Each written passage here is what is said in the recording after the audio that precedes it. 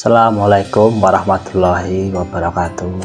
Salam sejahtera bagi kita semua. Salam itu mati rahayu. Pemirsa Kang Toko TV yang berbahagia, semoga panjenengan selalu diberi energi positif di dalam aktivitas panjenengan semua. Kemarin saya membahas tentang sebuah iman yang bukan hanya pengakuan, bukan sekedar pengakuan, tapi bagaimana kita menyatakan iman tersebut. Iman kepada Allah, iman kepada kitabnya, iman kepada para malaikatnya, iman kepada Rasul Nabi yang diciptakan, iman kepada hari akhir, iman kepada qadar dan qadar.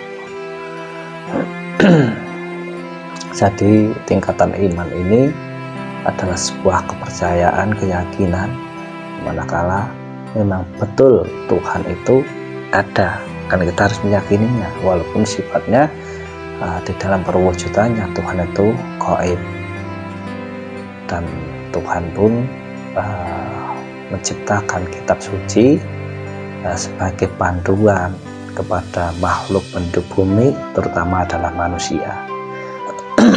Dengan berbagai kitabnya, Tuhan pun menciptakan para malaikatnya menjadi petugas-petugas. Ada yang namanya malaikat muqarrabin, ada malaikat yang membagikan rezekinya, ada yang mencatat amal baik amal buruk, ada malaikat yang mencabut nyawa dan sebagainya. Dan juga kita harus percaya, iman kepada yang namanya hari akhir, bahwa dunia ini tidak langgeng. Yang namanya hari akhir itu mestinya kiamat. Kiamat itu ya bisa kiamat yang dari kecil hingga sampai kiamat yang besar. Sementara qadar dan qadar pun ya harus kita percaya karena itu adalah ketentuan Tuhan. Makanya sudah seyogyanya, selayaknya kita sama-sama belajar untuk memahami tentang iman ini, bahwa bukan sekedar pengakuan saja, tapi harus menyatakan dalam kehidupan nyata. Bukan berarti saya ini mengaku orang yang beriman juga, tapi kita sama-sama belajar tentang keimanan. Manusia ketika lupa pada Tuhannya berarti disebut keluar dari iman atau kufur. Kufur itu apa? Mengingkari nikmat yang diberikan oleh Tuhan. Pemirsa Kang Toko TV yang berbahagia,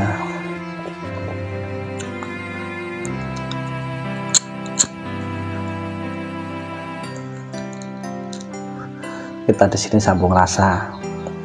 Bukan saya ingin menggurui panjenengan semua, cuman saya ingin bicara saja tentang perkara iman.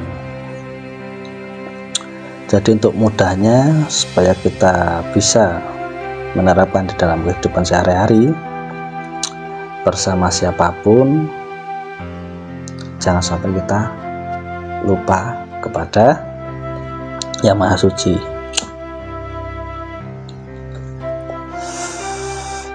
Jadi sekali lagi, bersama siapapun kita jangan lupa kepada Yang Maha Suci. Kalau kita bersama dengan siapapun yang kita lihat itu kemakhlukannya bukan Tuhan Yang Maha Suci, maka tentunya di dalam batin ini akan banyak penuh kotoran seperti yang saya bilang kemarin. Isinya ya ghibah, hasud, dengki, iri, hasud dan sebagainya. Karena kita lupa dengan siapa. Yang kita ingat hanya kemakhlukannya. Kita memandang jisim atau jasad secara dhahiriyahnya. Kita tidak bisa melihat bahwa di dalam manusia itu ada dua unsur, jasmani dan rohani. Terkadang kita terkecoh dengan jasmaninya, tapi kita tidak bisa menembus rohaninya. Karena kalau melihat makhluk, yang namanya makhluk itu jauh dari kesempurnaan, banyak kekurangan. Tapi tatkala makhluk itu hidup rohaninya, nah disitulah ada cahaya Tuhan yang menyelimutinya. Maka ketika kita melihat dimensi rohani di dalam diri seseorang yang bersama kita dengan siapapun, maka akan muncullah welas asih.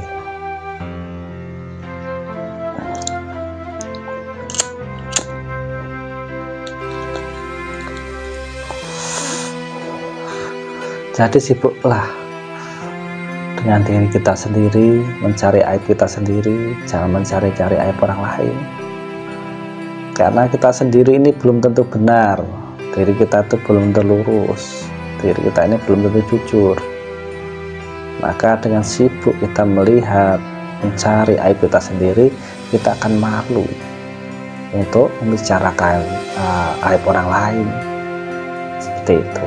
Itu adalah bagian dari penguat kokohnya iman supaya terjaga. Karena Allah Subhanahu wa Ta'ala, Tuhan semesta alam itu maha segalanya, maha tahu, maha mendengar, maha melihat di setiap ciptaannya. Kenapa kita manusia lumrah biasa malah menyibukkan diri untuk menilai ciptaan Tuhan? Tuhan itu mampu membuat makhluknya itu beraneka ragam, bisa makhluknya dibuat jelek di mata kita, bisa juga dibikin baik di mata kita. Kalau kita terkecoh, kita akan menilai ciptaan-ciptaan Tuhan. Karena itu kita harus menyibukkan diri untuk mencari aib kita sendiri, jangan sampai mencari aib orang lain, supaya kita terjaga kesucian imannya. Seperti itu.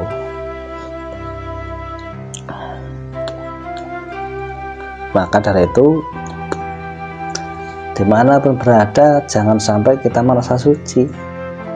Kalau kita merasa suci, kita memandang yang lain itu kotor, nah justru disitulah kita sedang melupakan bahwa sesungguhnya yang maha sempurna, maha suci itu adalah Tuhan itu sendiri. Mau kita ini cuma diperjalankan, kita ini cuma disifati, kita ini cuma digerakkan.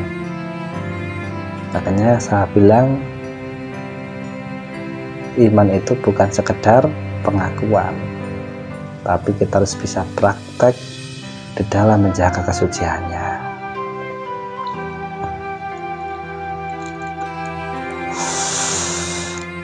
Dan yang terpenting apa? Dimanapun kita berjumpa, bertemu dengan orang, jadikan itu sebagai guru. Kalau kita ketemu orang yang sering membuat kita marah, ya kita jangan menanggapi dengan kebencian. Melihat siapapun, jangan dengan rasa benci, dengan rasa marah kalau tidak cocok di hati dan pikiran kita, supaya jiwa ini terjaga kemurniannya. Kalau ada orang sedang emosi, marah-marah, kita tengok diri kita, berarti saya masih berbuat kesalahan sehingga menyebabkan orang lain itu marah, benci kepada kita. Tentunya kita harus segera memohon ampun kepada Tuhan. Kalau orang Islam ya sering beristighfar, karena istighfar ini luar biasa fadilahnya.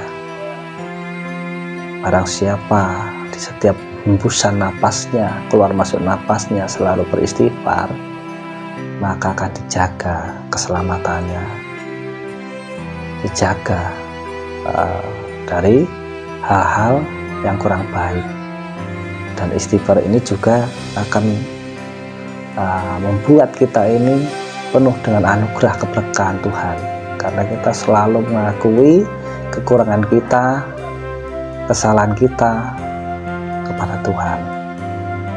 Dengan kita selalu mengakui kesalahan kita, kekurangan kita, dan memohon ampun kepada Tuhan, maka rohani kita akan terbangun menjadi pribadi-pribadi yang welas asih, yang bisa menangkap keberadaan Tuhan yang Maha Suci, yang cahayanya menyelimuti makhluk-makhluk yang diciptakan.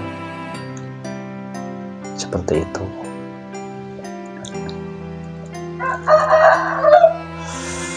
Mohon maaf, saya di sini bukan ahli ilmu, bukan ahli istilahnya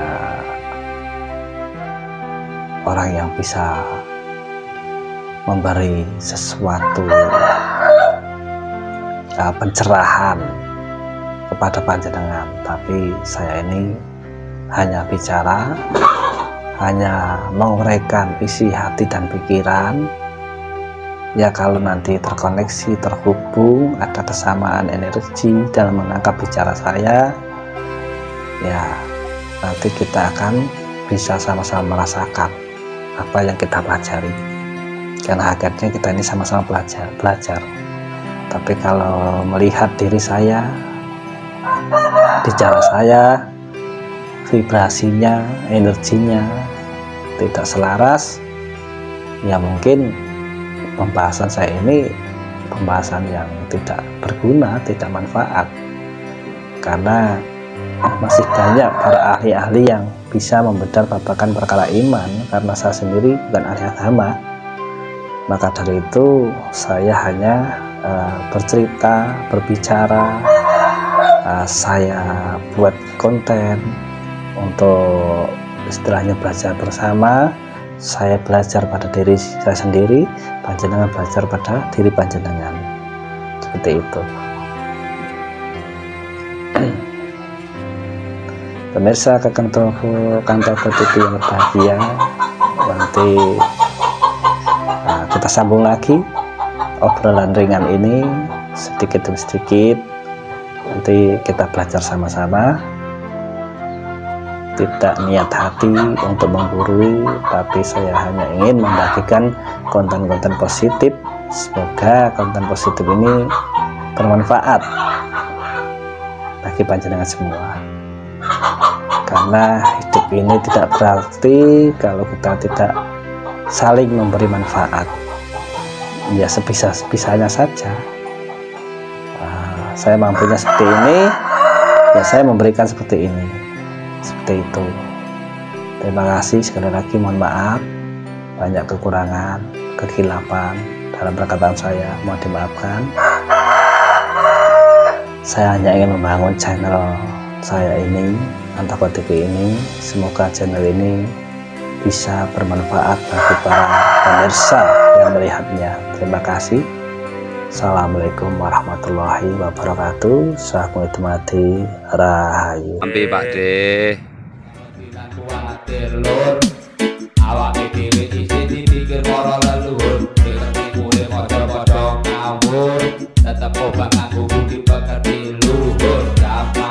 Zaman bingung, negara dadi wong bingung, para pemimpin wis golek